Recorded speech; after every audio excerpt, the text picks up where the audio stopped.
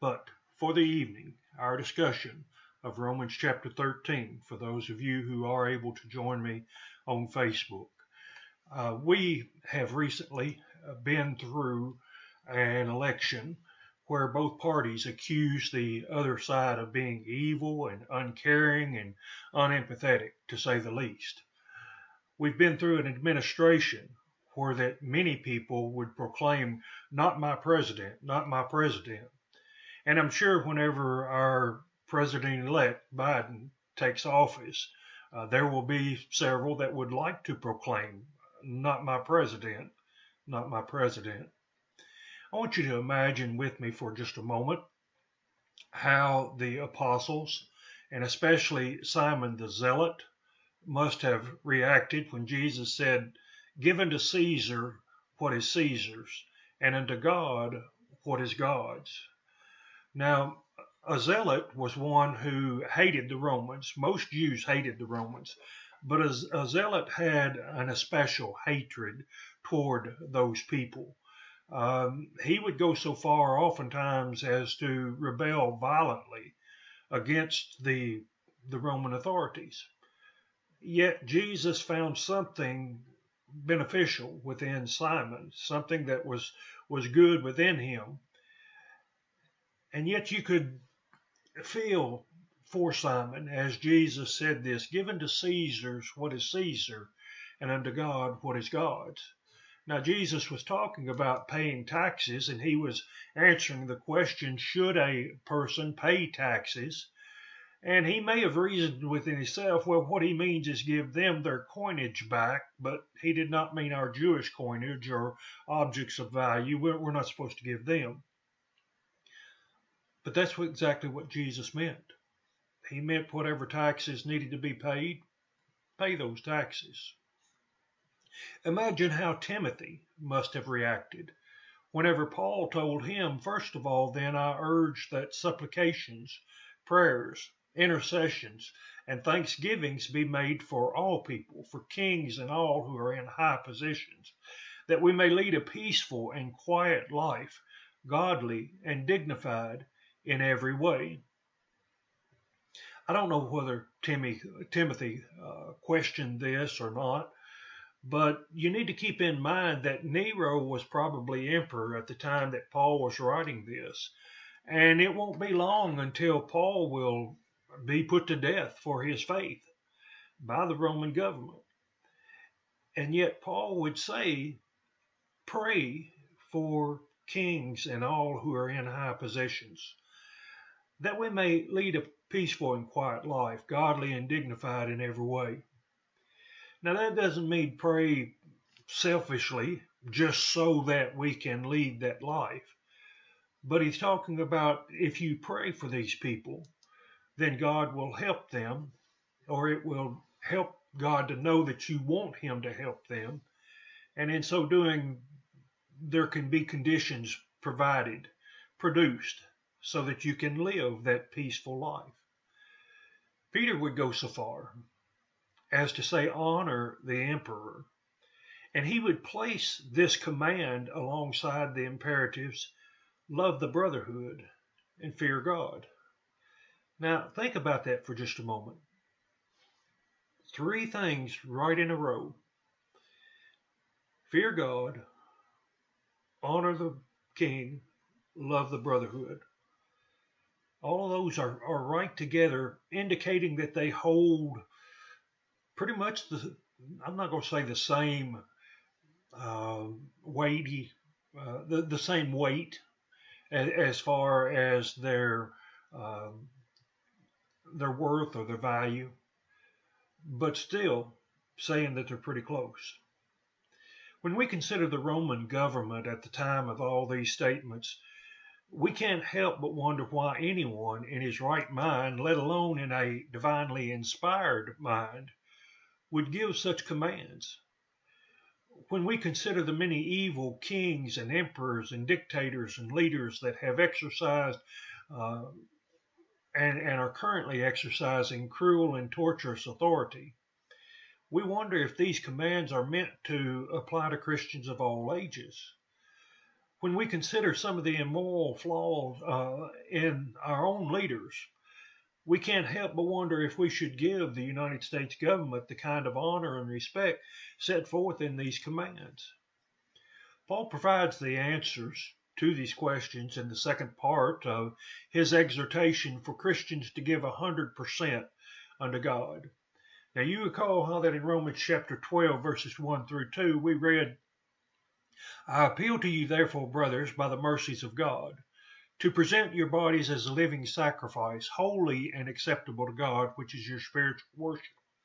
Do not be conformed to this world, but be transformed by the renewal of your mind, that by testing you may discern what is the will of God, what is good and acceptable and perfect. Throughout that chapter, Romans chapter 12, Paul would explain what he meant by this, how that he wanted the Roman brethren and all of us to give 100% of our lives and our efforts into serving God, because that's our reasonable service. Based on what God has done for us, the least we can do is give him our everything. And so he talked about how that we should glorify God within the church. He talked about how that we demonstrate giving 100% to God in the way that we treat 4 different categories of peoples or institutions. Number 1 is the church. Number 2 is all mankind in general. And number 3 is our enemies. Well, tonight we're going to discuss number 4, and that is how we treat or respect or honor those who are in legislative positions over us. Honor the king. Pray for those who are over us. Let's read Romans chapter 13, verses 1 through 7. Let every person be subject to the governing authorities, for there is no authority except from God, and those that exist have been instituted by God. Therefore, whoever resists the authorities resists what God has appointed, and those who resist will incur judgment. For rulers are not a terror to God, a good conduct, but to bad.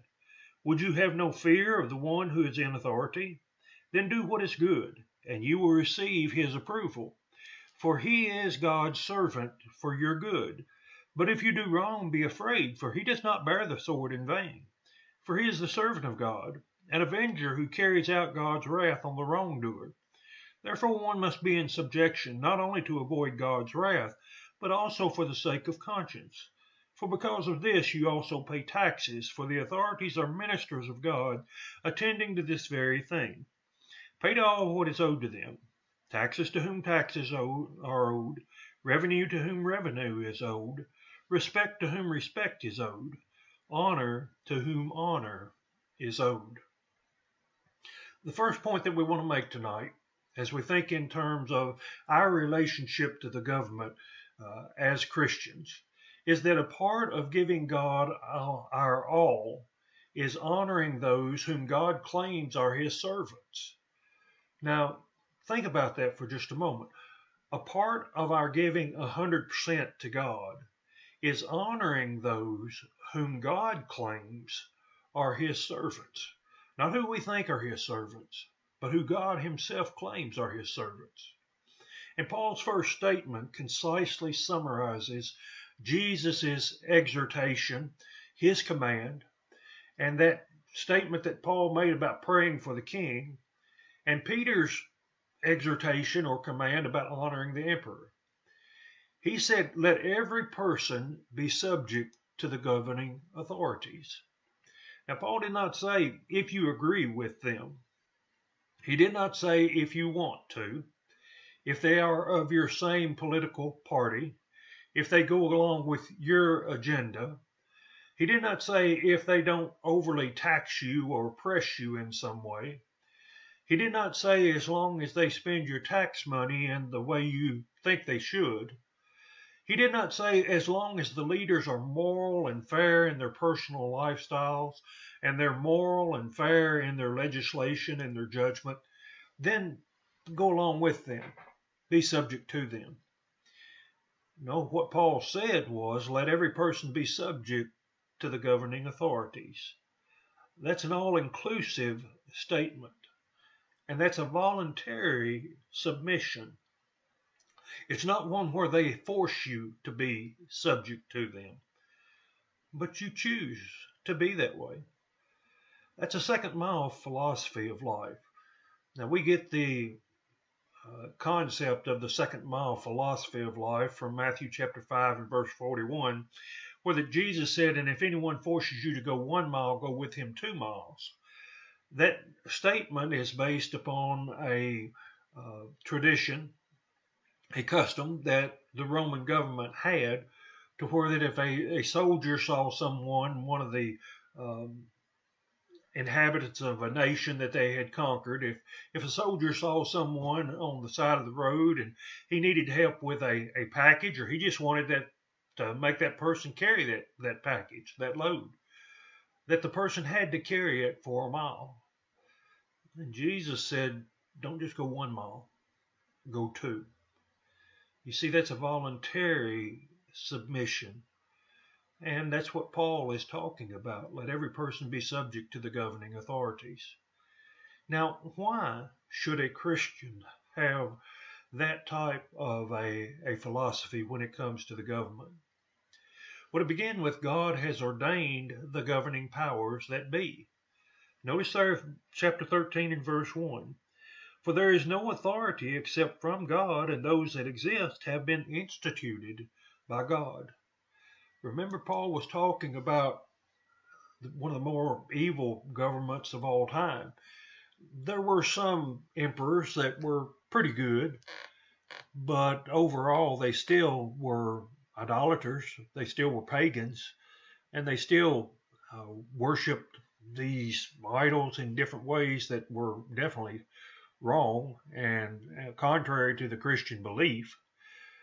They still ruled their government or their empire with a firm hand, with an iron fist. So you can imagine what they were like. And yet Paul would say, God instituted this. You know, without government, we would live in chaos. God ordained and instituted the government for the benefit and protection of citizens. There are 3 institutions that are God ordained. There's the family, there's the church, and there's government. And today we find people calling for the defunding of police, and we find people calling for the defunding of those who are servants, those who are sent by the governing officials, whether it's city, whether it's county, whether it's state or federal. They're fighting against those individuals, and they're saying, do away with those. And yet the ones calling for the doing away of these police forces or whatever, defunding them, are the very ones that will call for them when the least little thing goes wrong in their life. They're the very ones that will say, where are the police? They're supposed to be here to protect me, whenever they have gotten themselves in some type of a situation because of the actions that they have demonstrated, the public actions that they've demonstrated. How many governments has God ordained and used as instruments in his plan to help provide for the protection of and to keep the chaos from occurring within this world? Well, Paul says all of them. We think about the ones that we know of from the Bible, from ancient times, the Egyptians and the descendants of Ishmael, the Edomites, the Israelites, the Babylonians, the Medo-Persians, the Greeks, and the Romans. Were any of these perfect, moral, and right? The answer to that is no. Even the Israelites, who had received God's 10 commandments, God's full commandments of that old law, the Mosaic law, even those Israelites got to the point to where that they would offer their own children as burnt sacrifices to idols. And yet they were used in a time whenever it was needed, and as a people to bring Jesus into this world. You think about the Babylonians and Nebuchadnezzar, and God would say, He's my servant. You think about the Medo-Persians and how ruthless they were, and yet God would say that Cyrus is my servant. Do the governments God ordains make mistakes? Oh, yeah, every one of them does. Paul was a victim of some of the mistakes and flaws of the Roman government. He was kept in prison by corrupt officials who wanted to receive bribes or who used him as a pawn to placate the people. That was one of the things that those who ruled over Judea were kind of known for. They didn't know exactly how to keep the Jews in line, so if they could do anything to help placate them for a while, then they would do it. And so we find that Herod killed James, the apostle, and he planned on killing Peter. But the Lord intervened, and that did not happen. Paul himself was in prison because he was preaching the gospel and because the Jews wanted him there. And yet Paul used the system to save his life and to get a free trip to Rome where he had longed to preach the gospel. Yes, he was a prisoner when he went to Rome, but he used that system to get a free trip there. The Roman officials had saved his life as the Jews had intended to kill him. They kept him alive, and they once again transported him to Rome where that he was able to preach the gospel there. And so the government then made mistakes. It was based on things that weren't moral at all. And yet Paul could find safety within it and could find it useful. And Paul also showed genuine respect for all of the officials which were responsible for his imprisonment, whether they were ruling officials or military guards. When you go through and you read about the trials that Paul went through, you'll find him addressing each one of the Roman officials or the Jewish officials or whoever they were with terms of respect, sirs, the most high, the most honored, so and so, and he would address them in that way. He would talk to the guards who were with him and help them to keep people in line, to help them to understand what was going on when the shipwreck was about to occur, and they listened to him because of the respect that he had for them, that he had shown for them.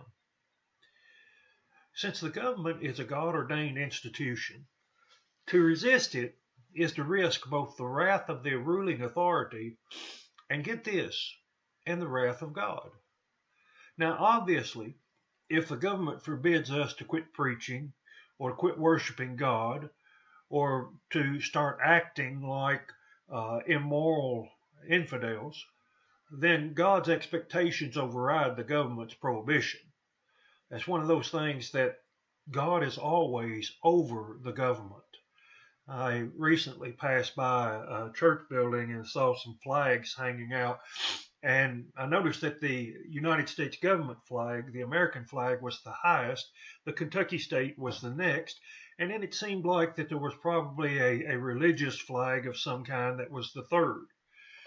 And I couldn't help but think in terms of maybe that's the reason we ought not fly flags as churches, because what that's saying is, well, we're under all these other, well, yeah, we're kind of under them, but the one that we represent is over them. He is the one that matters. He is the one that we serve. And so when it comes to serving the government, obeying the government, being subject to the government, we understand that means as long as they do not require us to do something that is against God's will. If the government commands us to worship anyone other than God, or to teach another gospel, or to harm others, or to quit preaching against certain sins, God comes first. But as long as the government's expectations do not violate God's law, we are to exercise our faith in God and demonstrate our respect for God by voluntarily subjecting ourselves to those in power. And a part of that trust and respect for God involves paying taxes. If I were to tell you that giving to the church is the same as giving to God, you would have no problem with that. After all, the church is God's ordained institution in which the saved are placed. Well, tonight I'm going to tell you something that you may need to think on for a little bit, but that is that paying taxes is giving the money to God as well. For because of this, you also pay taxes for the authorities or ministers of God attending to this very thing. The authorities are ministers of God's attending to this very thing. Attending to what? Keeping the chaos down. Attending to protecting and providing for the citizens. Attending to the things that God has instituted them for, has appointed them to. And so to pay taxes is to pay the salary, if you will, of the servants of God, the ones He has placed in there. A part of giving our all is honoring those whom God claims are His servants. And a part of that's paying their salaries through paying the taxes. Now, the second point that we want to bring out tonight is that the best way to stay out of trouble with the government is to give 100% to God, which includes loving our neighbor as ourselves. The best citizens of the United States are the Christians who serve and understand that they are in subjection to God. The best way to stay out of trouble with the government is to give 100% to God, which includes loving our neighbors as ourselves. Let me ask you some questions. What lands most people in prison? What causes them to go to prison? Well, we may say, well, murder and assault and rape and theft and robbery and neglect or abuse and drug and alcohol abuse and the intent or attempt to commit some of these things. That's why most people are there. What are the contributing factors that cause a person to commit each of these things? Well, covetousness, wanting what the other person has, so much so that you're willing to rob them and maybe even kill them to get it. Unfaithfulness in relationships, alcohol and drugs, carousing, quarrelsome dispositions, jealousy. All of these things are what causes most people to commit acts that causes them to be put in prison, to be punished by the government. And now let's read verses 8 through 14 of chapter 13. Owe no one anything except to love each other, for the one who loves another has fulfilled the law. For the commandments, you shall not commit adultery, you shall not murder, you shall not steal, you shall not covet, and any other commandment are summed up in this word, you shall love your neighbor as yourself. Love does no wrong to a neighbor. Therefore, love is the fulfilling of the law. Besides this, you know the time that the hour has come for you to wake from sleep. For salvation is nearer to us now than when we first believed. The night is far gone, the day is at hand. So then let us cast off the works of darkness and put on the armor of light. Let us walk properly as in the daytime, not in orgies and drunkenness, not in sexual immorality and sensuality, not in quarreling and jealousy. But put on the Lord Jesus Christ, to make no provision for the flesh to gratify its desires. The debt of love can never be paid in full. This is the only debt that will be forever outstanding for every individual. When we love God and love one another, we will realize that our time on earth is far too precious to waste on selfishness and on sinful foolishness. And it's selfishness and sinful foolishness that generally motivates people to do the things which causes them to wind up in prison, to drive under the influence and kill a family. Selfishness and sinful foolishness. To steal something from somebody else. Selfishness and sinful foolishness. To commit adultery, which leads to jealousy, which leads to perhaps murder. Selfish, sinful foolishness.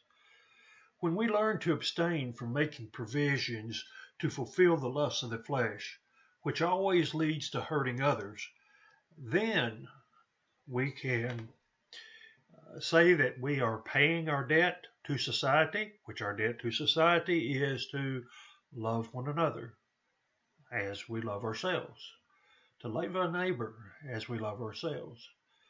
And when we learn not to provide for the flesh, then as far as our problems with the government, they're virtually inexistent.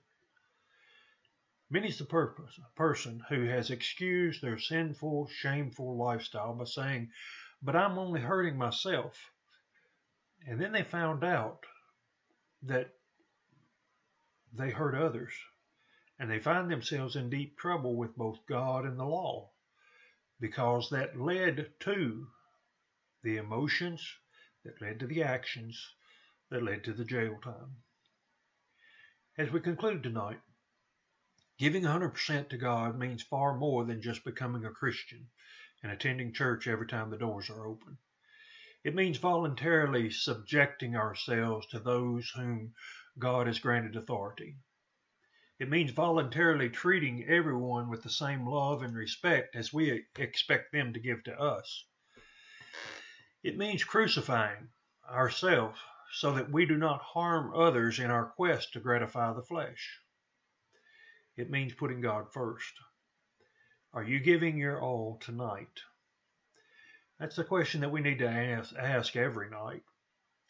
And tonight, if you would have any questions about what we've had to say, if you'd like to learn more about how to become a Christian, to start giving that 100% to Jesus, my name is Craig Waddell, and you can reach me at craig.waddell@scrtc.com.